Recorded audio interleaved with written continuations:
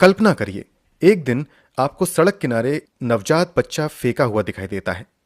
आप उसे घर ले आते हैं, उसे बड़ा करते हैं, लेकिन जवान होते ही वही बच्चा प्यार और दौलत की लालच में आपकी जान ले लेता है।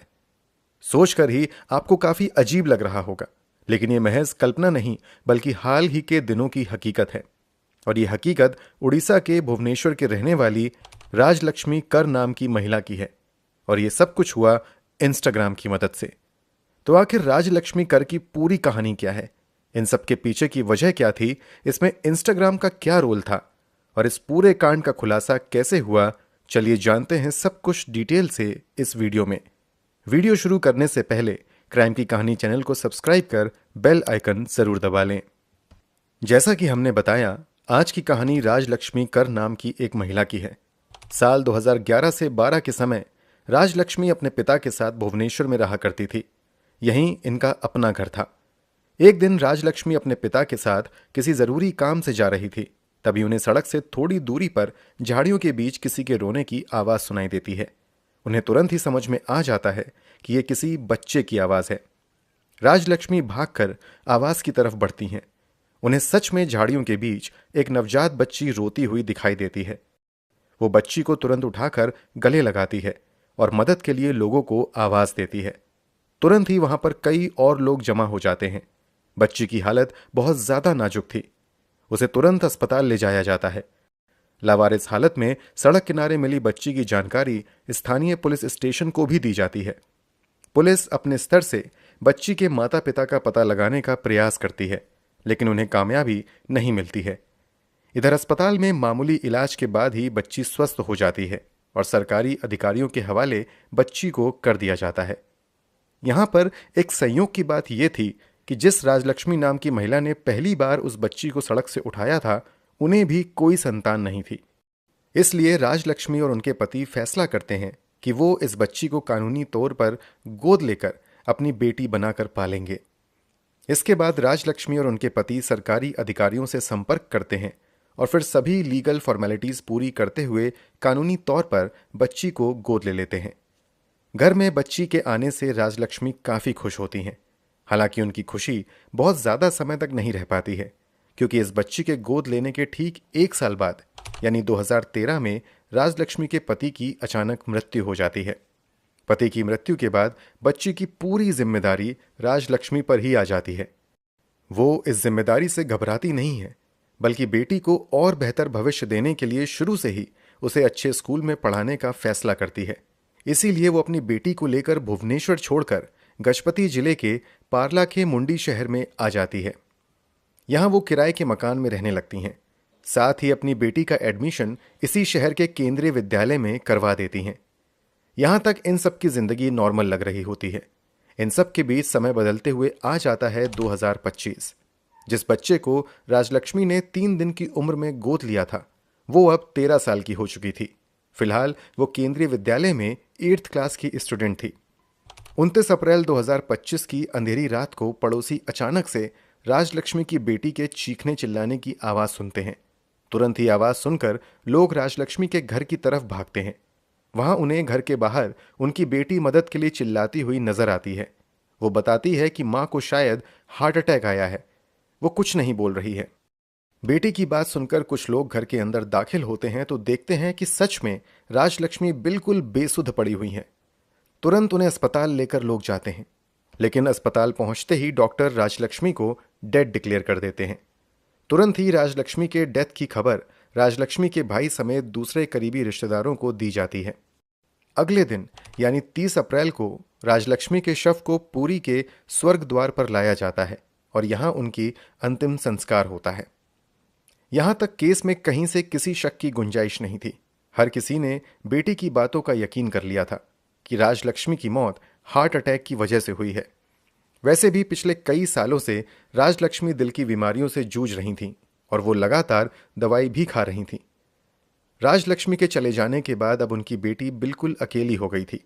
इसलिए परिवार वालों की सहमति से अब राजलक्ष्मी की गोद ली हुई बेटी की जिम्मेदारी राजलक्ष्मी के भाई सीबा प्रसाद मिश्रा अपने कंधों पर लेते हैं और वो उसे अपने साथ लेकर भुवनेश्वर चले जाते हैं। राजलक्ष्मी की मौत के कुछ दिनों बाद सीबा प्रसाद मिश्रा नोटिस करते हैं कि मां की मौत से बेटी को कुछ ज्यादा फर्क नहीं पड़ा है, बल्कि वो एकदम रिलैक्स होकर जी रही है। इतना ही नहीं, उनका ध्यान इस बात की ओर भी जाता है कि अक्सर वो घर में लोगों की नजरों से बचकर रह रही है। आखिर वो ऐसा क्यों कर रही थी? इसी बात को समझने के लिए सीबा प्रसाद मिश्रा अब उस पर नजर रखना शुरू करते हैं। इसी दौरान वो एक दिन देखते हैं कि वो लड़की छिपकर किसी से फोन पर बात कर रही है। सीबा तुरंत लड़की से पूछते हैं कि ये मोबाइल तुम्हारे पास कहां से आया और तुम किससे बात कर रही हो? लड़की हड़बड़ा जाती है और कुछ सटीक जवाब नहीं दे पाती है। वो अपना मोबाइल छिपाने में लग जाती है, लेकिन सीबा तुरंत उससे मोबाइल छीन लेते हैं। मोबाइल लेने के बाद जब वो मोबाइल की जांच करते हैं तो पता चलता है कि वो किसी लड़के से मोबाइल पर बात कर रही थी। इतना ही नहीं, जब वो मोबाइल में इंस्टॉल इंस्टाग्राम खोलते हैं तो पता चलता है कि लड़की इंस्टाग्राम पर कई लड़कों से बात कर रही थी। इतना ही नहीं, इंस्टाग्राम पर एक अकाउंट ऐसा मिलता है जिससे हुई बातचीत में लड़के ने बड़ी ही अजीब बातों का जिक्र किया हुआ था। ये मैसेज पढ़ते ही सीबा को दाल में कुछ काला नजर आने लगता है और वो तुरंत पारलखे मुंडी पुलिस स्टेशन में संपर्क करते हैं और शक जताते हैं कि राजलक्ष्मी की मौत के पीछे शायद उनकी बेटी का ही हाथ है। सीबा प्रसाद मिश्रा की ओर से राजलक्ष्मी की मौत को हत्या बताया जाता है और शक उसकी बेटी पर ही जाता है। इसलिए पुलिस वाले एफआईआर दर्ज करते हैं और फिर मोबाइल को कब्जे में लेकर जांच शुरू करते हैं। मोबाइल की जांच के दौरान पता चलता है कि हाल के दिनों में मोबाइल से काफ़ी डेटा डिलीट किया गया है। यहाँ तक कि इंस्टाग्राम के भी काफ़ी मैसेजेस डिलीट किए गए थे। इसलिए पुलिस वाले अब साइबर एक्सपर्ट्स का सहारा लेते हैं और डिलीट किए गए मैसेज और मोबाइल डेटा को रिकवर करने की कोशिश में लग जाते हैं। पुलिस वालों की ये कोशिश कामयाब रहती है और कुछ दिनों की मेहनत के बाद सभी डिलीट किए गए मैसेजेस पुलिस के पास आ जाते हैं। उन मैसेजेस को पढ़कर पुलिस वालों के होश उड़ जाते हैं। उन्हें समझ आ जाता है कि राजलक्ष्मी की मौत को बड़ी ही चालाकी से हार्ट अटैक का नाम दिया गया है, जबकि उसकी मौत की पूरी स्क्रिप्ट इंस्टाग्राम मैसेज में लिखी गई है। अब सच्चाई का पता लगाने के लिए पुलिस वाले राजलक्ष्मी की 13 साल की गोद ली हुई बेटी से पूछताछ करने का फैसला करते हैं। पहले तो वो किसी भी तरीके से राजलक्ष्मी की मौत के साजिश में शामिल होने से इनकार करते हुए कहती है कि मां की मौत तो हार्ट अटैक से हुई है। लेकिन पुलिस वाले जब इंस्टाग्राम अकाउंट तथा कुछ लड़कों के साथ हुई बातचीत का जिक्र करते हैं तो वो लड़की घबरा जाती है और फिर थोड़ी देर बाद पुलिस के सामने बेहद ही हैरान कर देने वाला खुलासा करती है।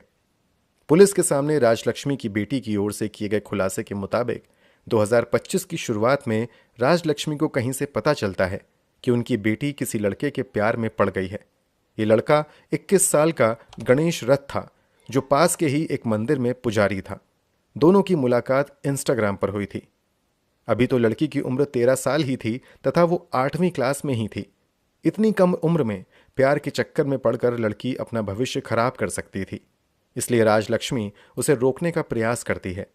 इस कारण माँ बेटी के रिश्तों में भी तनाव आ जाता है। लड़की अपने बॉयफ्रेंड से भी इस बारे में जिक्र करती है। लड़की अपने बॉयफ्रेंड से भी इस बात का जिक्र करती है कि उसकी माँ को इस रिश्ते के बारे में पता चल गया है और उन्होंने मुझे तुमसे दूर रहने के लिए कहा है। इसी के बाद गणेश लड़की से कहता है कि अगर माँ को रास्ते से हटा दिया जाए तो हम दोनों बड़ी आसानी से एक हो जाएंगे, फिर हमें कोई रोकने वाला नहीं होगा। इतना ही नहीं, माँ के सभी प्रॉपर्टी के मालिक भी तुम बन जाओगी। इस तरह हम दोनों हंसी खुशी साथ रह लेंगे, किसी तरह की कोई दिक्कत भी नहीं आएगी। इसी के बाद दोनों इंस्टाग्राम पर मैसेज के जरिए प्लान बनाने में लग जाते हैं कि कैसे माँ को रास्ते से हटाया जा सकता है। इंस्टाग्राम मैसेज में ही इस बात का जिक्र देखने को मिलता है कि माँ को कैसे बेहोश करना है, बेहोश होने के बाद कैसे अस्पताल ले जाना है, फिर पड़ोसियों को हार्ट अटैक वाली कहानी बतानी है।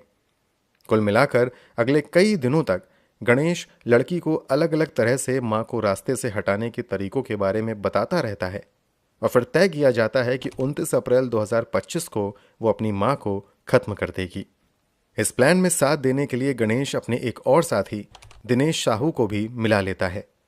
जैसा कि हमने आपको थोड़ी देर पहले बताया कि राजलक्ष्मी हार्ट की समस्याओं के साथ साथ कुछ और बीमारियों से ग्रसित थीं, इसलिए वो नींद की गोली भी लिया करती थीं। उनकी बेटी को अच्छे से पता था कि उनकी दवाओं में कौन सी दवा नींद की है। इसी बात का फायदा उठाते हुए 29 अप्रैल 2025 की रात एक साथ कई नींद की दवाइयां राजलक्ष्मी के खाने में मिला दी जाती हैं। बेटी की साजिशों से अनजान राजलक्ष्मी बड़े आराम से खाना खाती है और फिर अपने कमरे में सोने चली जाती हैं।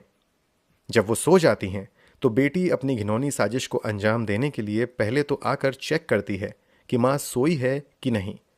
जब उसे यकीन हो जाता है कि राजलक्ष्मी सो गई है तो वो फिर अपने बॉयफ्रेंड गणेश को इस बात की जानकारी देती है और अगले ही मिनट में गणेश अपने एक और साथी दिनेश के साथ राजलक्ष्मी के कमरे में चला आता है। इन दोनों के आते ही वो लड़की राजलक्ष्मी के हाथों को पकड़ लेती है। दिनेश दोनों पैर पकड़ता है और फिर गणेश कमरे में रखा तकिया उठाकर उसी से राजलक्ष्मी का मुंह जोर से दबा देता है। अगले ही मिनट राजलक्ष्मी बचने के लिए हाथ पैर मारना शुरू करती है, लेकिन काफी कोशिशों के बावजूद वो नहीं बच पाती है और फिर थोड़ी देर बाद दम घुटने की वजह से राजलक्ष्मी की मौत हो जाती है। राजलक्ष्मी की मौत के बाद वो लड़की कमरे में ही रखी अपनी मां की 70 ग्राम गोल्ड ज्वेलरी और लगभग 60,000 कैश गणेश को दे देती है। फिर वो दोनों कमरे से बाहर चले जाते हैं। अब इसके बाद नाटक का अगला पार्ट शुरू होता है। लड़की घर के बाहर निकलकर मदद के लिए चिल्लाना शुरू करती है। लोग आते हैं तो प्लान के मुताबिक ही उन्हें बताती है कि मां को हार्ट अटैक आया है। लोग जल्दी से राजलक्ष्मी को लेकर अस्पताल जाते हैं, लेकिन उन्हें मृत घोषित कर दिया जाता है।